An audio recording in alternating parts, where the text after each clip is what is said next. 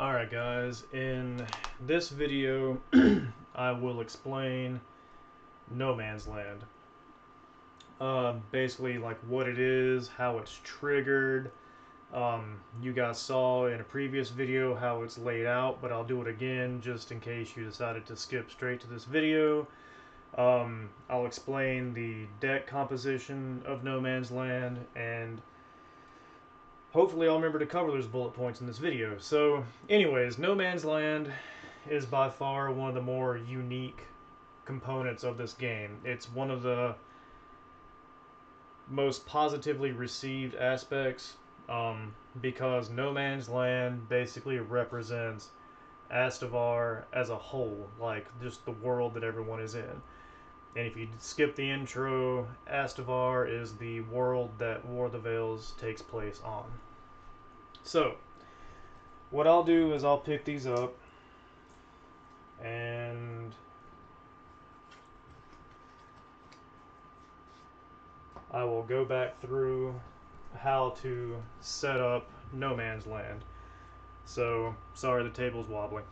So you have No Man's Land decks. Each opponent, you shuffle your No Man's Land deck, your opponent cuts it, and you draw 4. Each of you just draw 4. You keep them face down, so you have no idea what the hell is in there. And once you do that, like, your No Man's Land deck is pretty much null and void, no longer relevant to the game. So you can put it off to the side somewhere. Whoever went first lays the first No Man's Land card. So you'll just lay it face down like that. Your opponent will lay theirs, and you'll just continue alternating, laying down the No Man's Land cards until it's full. Now, No Man's Land, like I said, represents Astavar as a whole. There can be anything in these randomized cards. There could be wild units, there could be obstacles, there could be traps, there could be extra resources, forgotten equipment, and events. So keep that in mind. The way that you can trigger No Man's Land is, we'll say our little Elven Scout is up here by No Man's Land, and next turn you move him up to it. Whenever you move a unit to a No Man's Land area and it hasn't been discovered yet, because that's what you call flipping over a card, is discovering it. Once you move your unit up to an undiscovered location, you automatically flip that card over. And then basically whatever is on that card happens. In this particular case, he found a zombie, so he found a wild unit.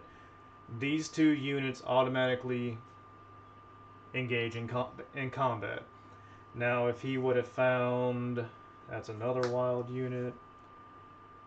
If he would have found this, which is called Hidden Ditch, it's an event card. If he would have found that, then the effect of Hidden Ditch would have happened, which is Hidden Ditch deals 2 damage to discovering unit, and then you destroy the Hidden Ditch. So yeah, that would take place, 2 damage to him, and you would just chunk this into the respective player's graveyard. Now, let's say that Hidden Ditch is discovered. If you bring another unit through here, and let's say that zombie wasn't discovered, if you bring another unit into this area and you move here, you will trigger this No Man's Land card as well, so be careful of that. Now, you're probably asking yourself, there's a deck involved. What does the deck consist of? Well, the deck consists of 12 cards, and it's 2 wild units, 2 obstacles, 2 traps, 2 resources, 2 equipment, and 2 events. So that way, each player has to choose an array of different things that aren't necessarily beneficial to just them. So it makes it to where it's completely random, it's completely fair to everyone involved, because otherwise, if it was something as simple as just create your own No Man's Land deck, it would just be stacked with nothing of positive crap for each player, and they would rush to their own individual No Man's Land cards and flip it and, I don't know, gain a resource or equipment or something. So that's why I have specific deck composition made up for No Man's Land, so that way it truly is just random. You don't really know what the hell you're going to get. Like, you know what your No Man's Land deck is made of, but you don't know what those random 4 cards are going to be. So, like I said, that's one of the more unique aspects of the game, and it's actually one that is very well received just because it's completely random and it's pretty fun. So anyways, that takes care of No Man's Land. Um, Thanks for watching the other videos if you did, guys, and thanks for hanging in there. I know there's a lot of videos. I'm trying to keep them as short as possible, but there's some that I won't be able to. So thank you for watching.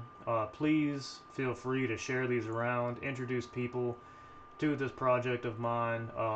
Word of mouth is badass, and is like I greatly appreciate it.